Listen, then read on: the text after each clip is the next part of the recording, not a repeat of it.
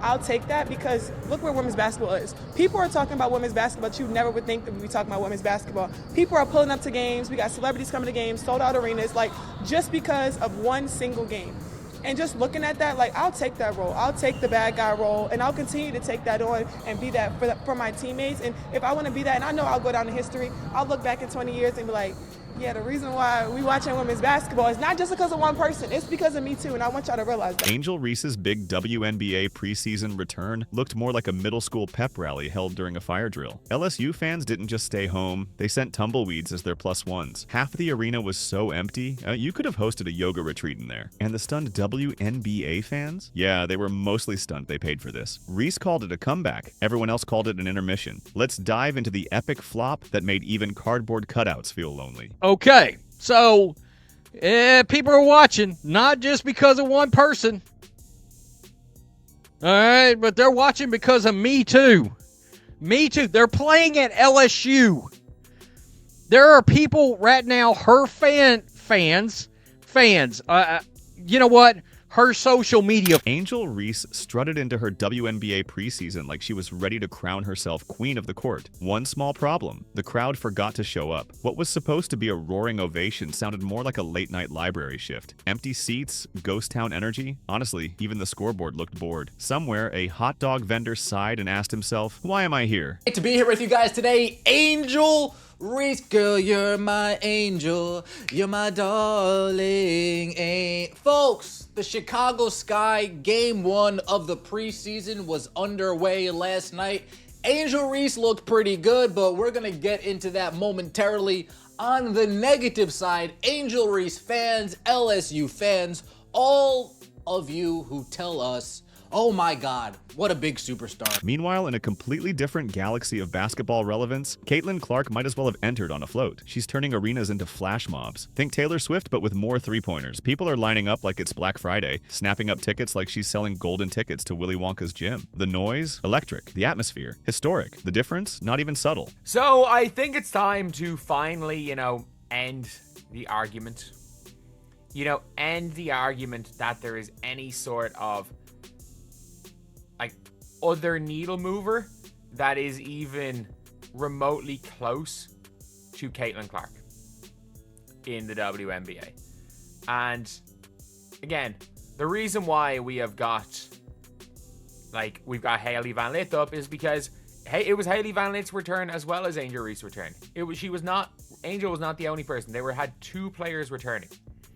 However, right now in Carver, there are no tickets left for under $200. Let's keep it real. Reese probably envisioned a debut where the confetti fell on cue and someone wheeled out a cake with her face on it. What she actually got was the haunting sound of her own sneakers squeaking. It was the kind of awkward silence that follows, "I'm kind of a big deal," and gets greeted by blinking stares and a few crickets. Twitter fingers turn to can't even show up and buy ticket fingers. Angel Reese going home to her alma mater, LSU, plays against the Brazilian national team in front of 6,373. In that painfully quiet arena, one thing became clear. Noise matters. Hype amplifies confidence. Without it, Reese's trademark bravado echoed like a motivational poster in an abandoned hallway. She's used to applause validating every head nod and hair flip. But here, it was just her and the echo of unmet expectations. And that silence? It didn't just sting. It educated. I've tried to tell you guys, you've heard me say it on this channel. A lot of Angel Reese fans are not basketball fans, and they are proving it. They proved it last night without a shadow of a doubt. That was one of the most embarrassing things I've ever seen. You might be like, well, Rhodes, what was so embarrassing? And while Angel was mentally sending out search parties for her fan base, Caitlin Clark was launching her pro career in front of a packed arena that could have doubled as a rock concert. Tickets, sold out, vibes, immaculate. The show, worth every cent. Caitlin lit it up like it was her job, because it is. Highlights, nonstop. Energy, contagious. Meanwhile, Angel's debut, the kind of thing you stumble upon in a YouTube rabbit hole at 2 a.m., with quality so bad it might as well be Morse code. But hey, she made noise somewhere. Instagram, Twitter, and anywhere else she could file a complaint. I don't want to hear ever again anyone ever tell me that there's anyone that's like Caitlin Clark in the WNBA. I don't ever want to hear it again.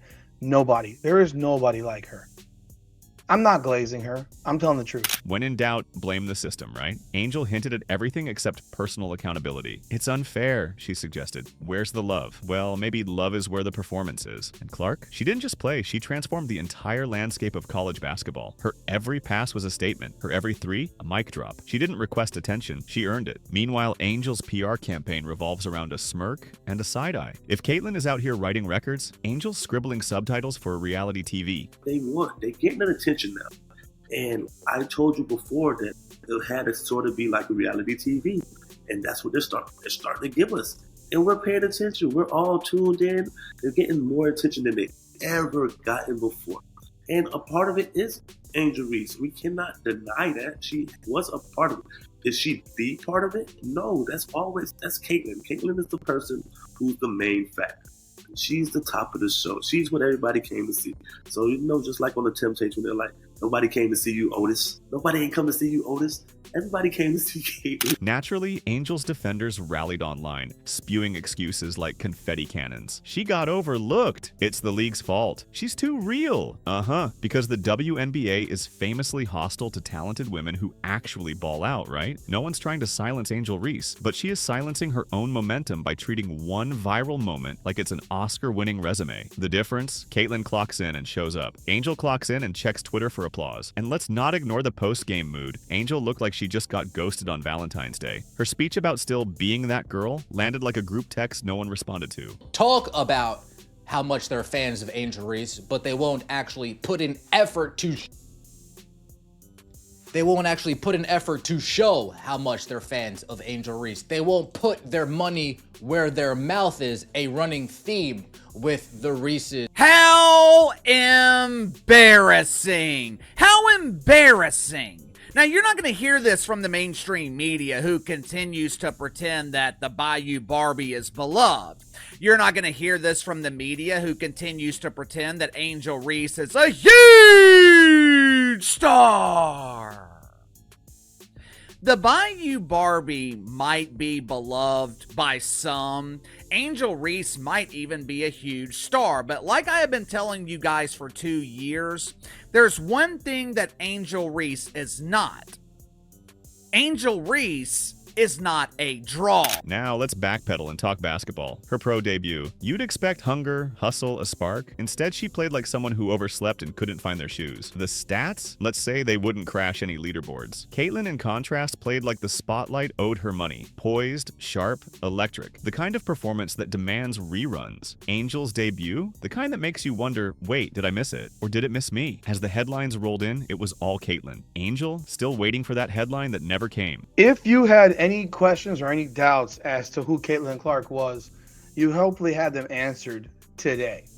If you watched yesterday. Clark's numbers are absurd. Ticket records, jersey sales through the stratosphere, TV ratings that would make the NBA blush. Reese? Let's just say there's no shortage of her jerseys on the rack. Buy one? Get one? Maybe. And yet she's still delivering monologues about being wronged. No one took her crown. She just stopped wearing it. Caitlyn, meanwhile, picked it up, posed for the cameras, and drained a logo 3. This season feels like Clark's coronation, with Angel popping in like the dramatic rival in a Netflix teen drama. Oh, look, she's upset again. Oh, another cryptic tweet. Another podcast explaining how misunderstood she is. But for Caitlin Clark to be as popular as she is, I mean, it's just kind of extraordinary. I mean, it's cut through the noise to an extent that I've never seen anything in women's college basketball. But also, I think that people understandably have a fascination with extreme excellence. I've never watched women's college basketball before. I might watch Caitlin Clark, though. Watching this play out is like witnessing someone lose a chess match and blame the pieces. Caitlyn, she doesn't pout, she performs. Didn't win an award in college, she smiled, showed up, and torched the next team for 40. Angel's still journaling about that time the applause didn't last long enough. Each press conference is another TED Talk on how she's been wronged. Girl, this isn't a one-woman Broadway show, it's a basketball league. Caitlyn is busy stacking wins. Angel's stacking grievances. One's creating a legacy, the other's crafting a diary entry. Reese has the talent, no doubt, but you don't get to be great just by announcing it. You earn it play by play. LSU fans, where y'all at? Angel Reese fans, where y'all at? Chicago Sky fans, where y'all at? I know people from Florida flying into Iowa to watch Caitlin Clark go up against the Brazilian national team. I know people from California flying in to Iowa to watch Caitlin Clark go up against the Brazilian national team. I wouldn't be surprised if people from Europe, South America, Africa, China are flying just to watch Caitlin Clark return to Iowa to take on the Brazilian national team.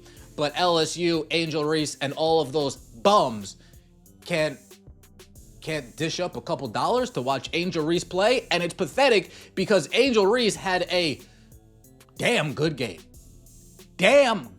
Showed off her new Reebok shoes, looking pretty good.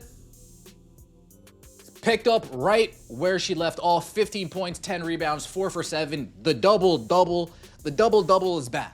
Caitlin Clark treats every game like it's an audition for basketball immortality. Angel treats it like a runway and gets annoyed when the judges blink. This league isn't looking for soap operas. It's looking for showstoppers. And Caitlin, she's delivering. Angel, still checking the seats, hoping the crowd will magically appear. And so here we are, game 1 in the books. Caitlin's on track for a documentary. Angel's writing passive-aggressive captions. If she wants that spotlight back, she has to earn it with game, not drama. The sympathy has expired, the noise is moving on. And the fans? Just the palpable excitement whenever Caitlin Clark takes the floor that maybe is different not only from any player in the WNBA, but from any player in basketball, period. They're already flocking to wherever Caitlin Clark is lighting it up, packing arenas, flooding highlight reels, and basically turning every one of her games into a nationwide spectacle. It's not just basketball fans anymore, it's everyone with a pulse and a screen. Caitlin's range is unlimited. Her passes are laser guided, and her court vision is basically a sixth sense. The moment she steps on the hardwood, it's showtime. And as for Angel Reese, if she thought that eerie silence in the arena was deafening, just wait. She hasn't heard anything yet. The roar that follows Caitlin isn't just noise, it's a movement.